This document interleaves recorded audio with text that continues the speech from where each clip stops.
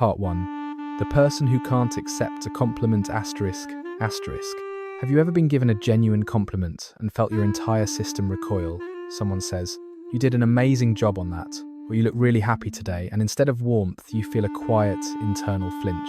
A door you didn't even know was there slams shut. Your mind scrambles for the exit, a deflection, a joke, an immediate return of the praise to its sender. It's not modesty. It's not humility. It feels more like a system error. The compliment lands, but instead of being absorbed, it triggers a silent alarm times, mismatch detected. Threat to internal narrative. Initiate deflection protocols. Asterisk. In that moment, you're not connecting with another person. You're managing a breach. You perform the expected smile, the mumbled thank you, but internally you're already auditing. Asterisk. What do they want? What did they miss?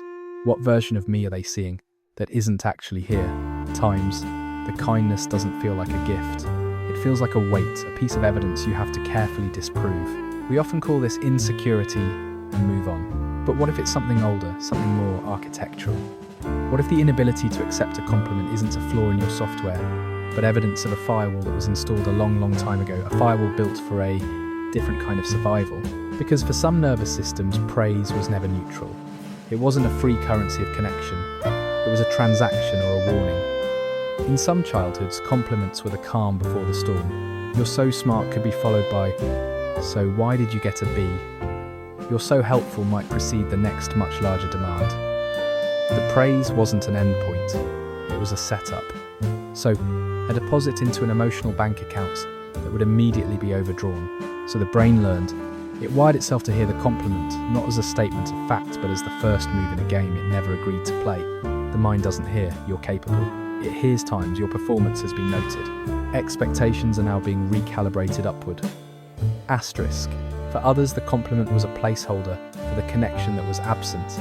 The "I'm proud of you" was said to the trophy, the grade, the achievement, not to the trembling, uncertain child behind it. The praise was for the times output times, not the times being asterisk. So the self learned to split.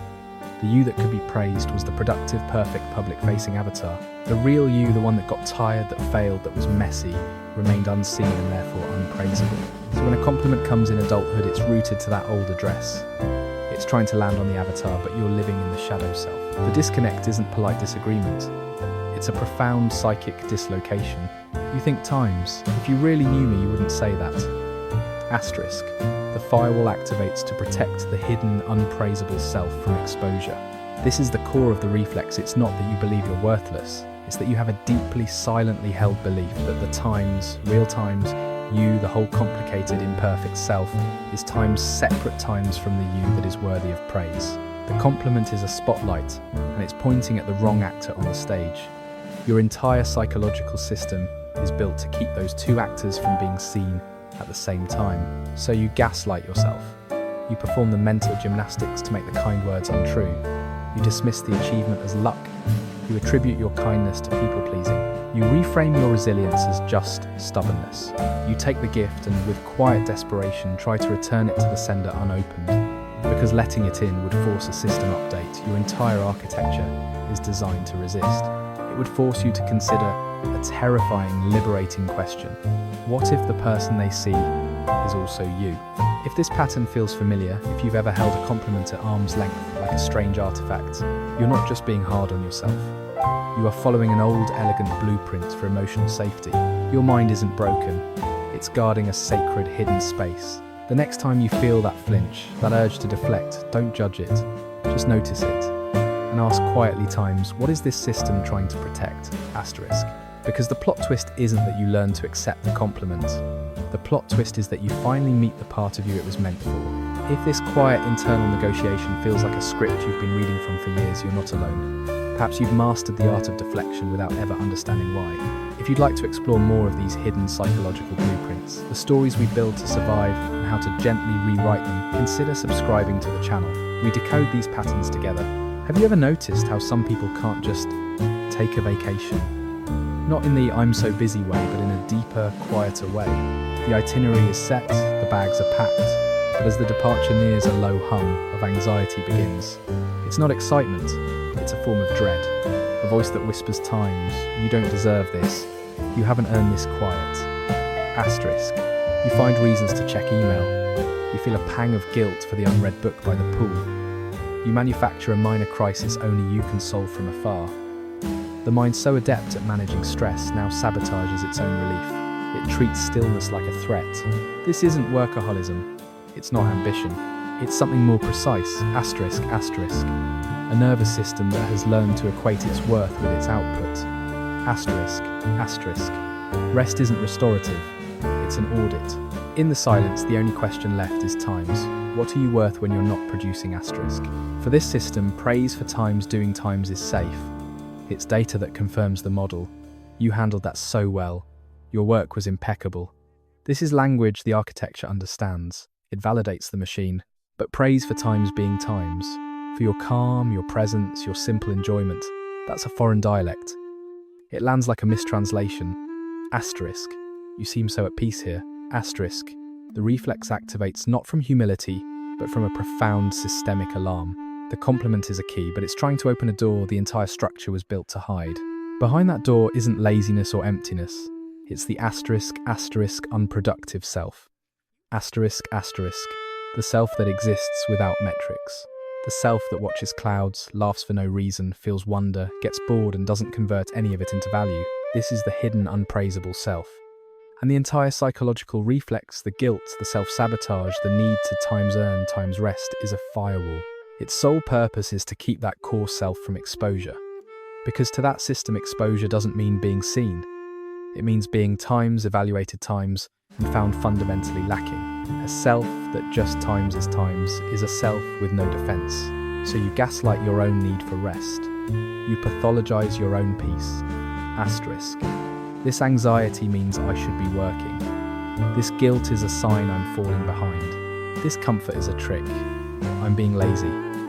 Asterisk. You take the gift of a quiet moment, and with the precision of a skilled accountant, you convert it back into debt. You must times owe times for this. You construct a narrative where your value is a transaction endlessly deferred. You can relax times after times this project.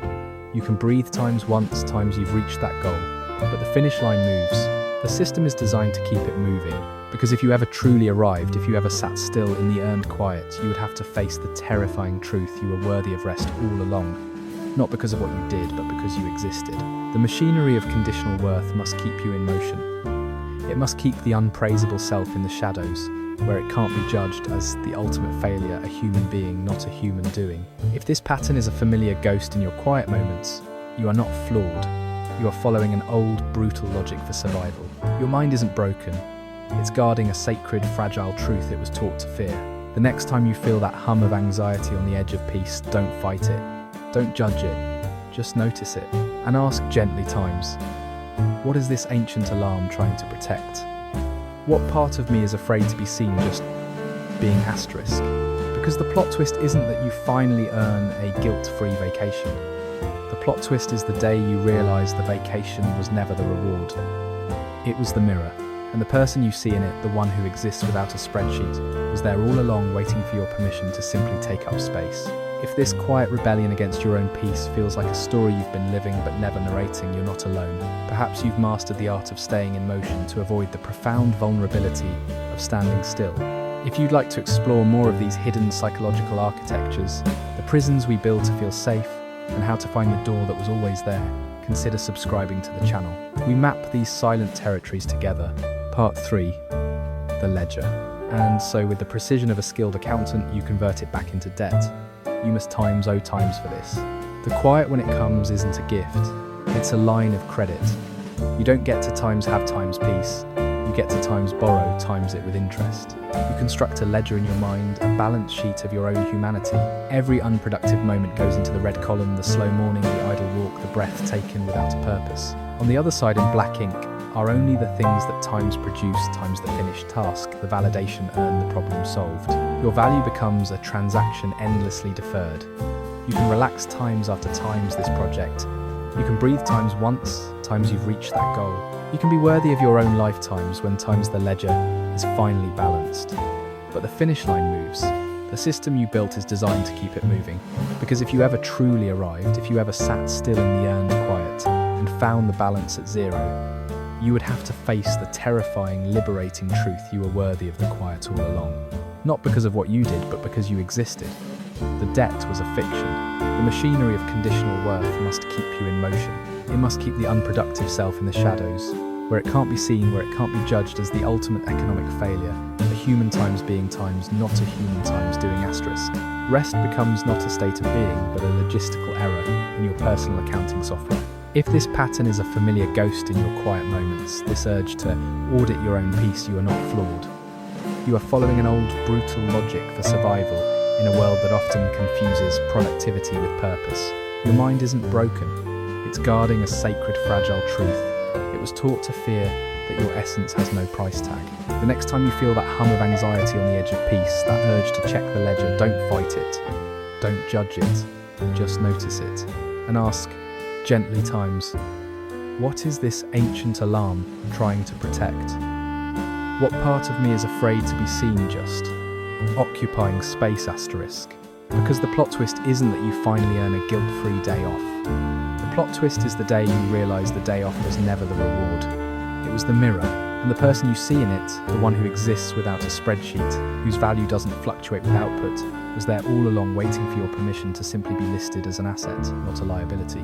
If this quiet rebellion against your own peace feels like a story you've been living but never narrating, you're not alone. Perhaps you've mastered the art of staying in motion to avoid the profound vulnerability of standing still. If you'd like to explore more of these hidden psychological architectures, the prisons we build to feel safe, and how to find the door that was always there, consider subscribing to the channel.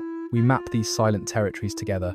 The machinery of conditional worth is a silent, brutal accountant. It doesn't demand grand breakdowns. It thrives on the microtransactions of the soul. It's the voice that audits your stillness, that runs a cost-benefit analysis on a deep breath, that flags an unproductive moment of staring out a window as a suspicious withdrawal from the ledger of your worth. You learn to treat your own peace like a limited resource you haven't yet earned the right to spend. This is the core of the gaslighting, not from a person, but from an internalized system. You are taught to distrust your own need for quiet, to view it as evidence of laziness, a Karen of the soul making unreasonable demands on your productivity. The anxiety that hums beneath your calm isn't a flaw in your wiring. It's the alarm system for a prison you learn to call home. Its blaring message, times do not be caught being, you must be seen doing, asterisk. So you perform even for yourself. You curate a narrative of constant visible progress for an audience of one your own judging mind. The to-do list becomes not a tool but a prop in a one-person reality show where the stakes are your own validity. You are both the frantic contestant and the cold scrutinizing producer, always ready to cut the scene if it lacks sufficient drama and achievement. But here is the quiet, terrifying plot twist. Your nervous system has been guarding asterisk asterisk. The debt was a fiction. Asterisk asterisk. The ledger was always blank. You are not building worth. You are running from a phantom. The exhaustion you carry isn't from the work itself, but from the endless, invisible labour of performing adequacy for a judge that only exists because you were taught to install them in the first place. The moment of change is never loud. It's not a dramatic quitting of your job or burning your planner. It's a subtle internal systems override. It's the Tuesday afternoon when you feel the old familiar pull to use this time productively, and instead you do nothing.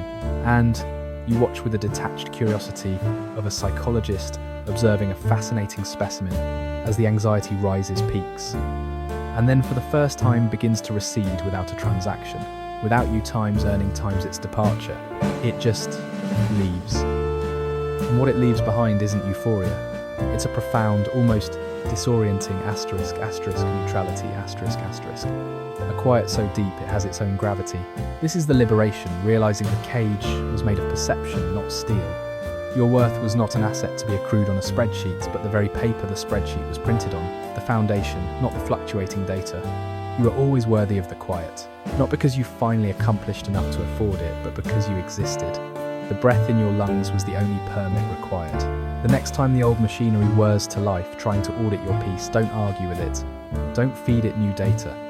Simply bear witness. Say to it gently as you would to a malfunctioning app, times I see you.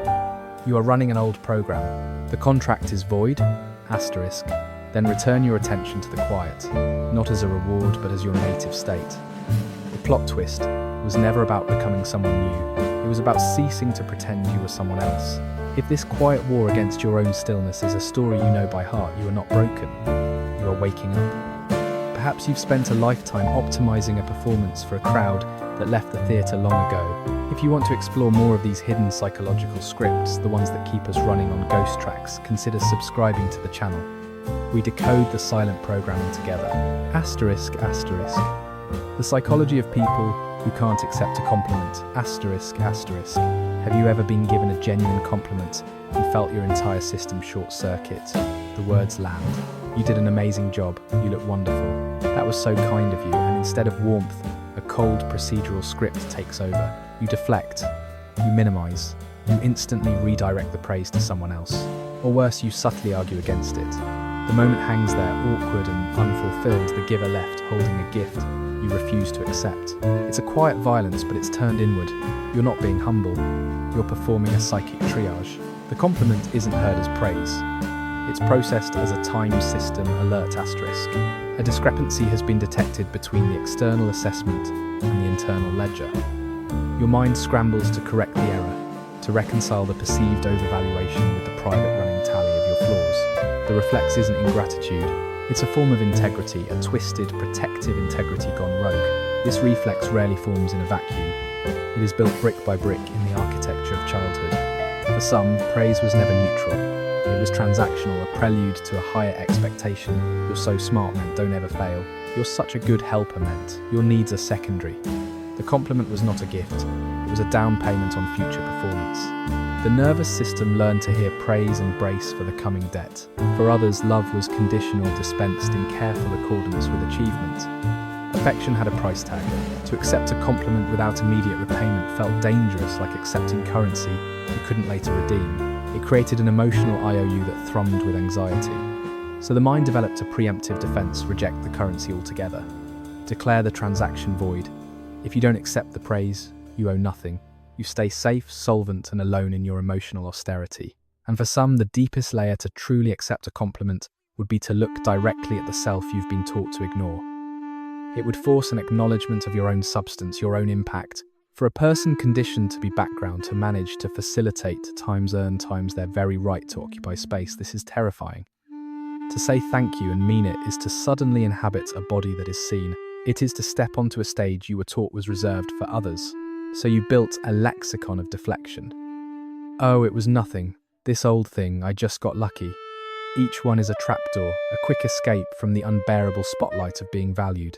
You become an expert in emotional rerouting. The conversation becomes a game of hot potato with a piece of kindness, and you will not be left holding it.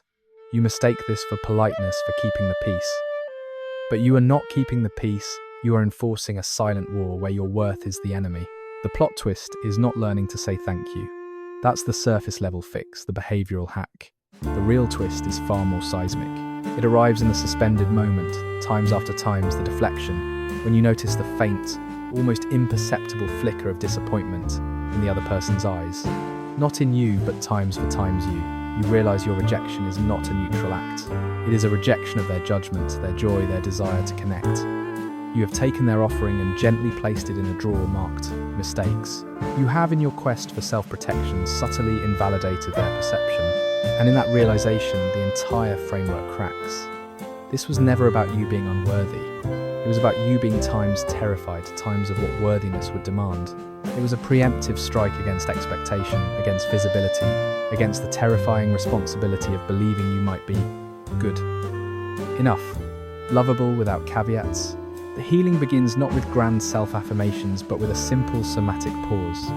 The next time the words come, "I'm so proud of you," feel the ancient alarm sound. Feel the urge to flee, to argue, to disappear, and then just for a second, don't let the words hang in the air between you. Breathe into the terrifying silence they create. Your only job is to witness the internal riot and to not feed it. The compliment is not a verdict. It is a mirror being held up by someone who cares to look. Your defiance is an attempt to shatter the mirror, lest you have to see your own reflection. So you take a breath and you say the words, "Thank you." Not because you suddenly believe them, but as an act of profound courage. You are accepting the mirror, not the verdict. You are accepting the connection, not cementing a contract. You are allowing someone else's light to illuminate a room inside you that you've kept dark for years. The warmth you feel isn't from the praise itself, it's from the thaw. If this reflex, this automatic rejection of kindness is a language you've always spoken, understand this: you were not born with it. You were taught it as a survival strategy. And strategies can be retired. Your worth is not a debate to be won. It is a fact to be endured and then slowly to be enjoyed. If this quiet struggle with acceptance resonates, if you've ever felt like a fraud waiting to be discovered by a simple kind word, you are not alone. This is the psychology of the ghost in the room finally learning to cast a shadow. If you want to explore more of these hidden emotional algorithms, the silent codes that dictate who we allow ourselves to be, consider subscribing to the channel. We translate the unsaid together.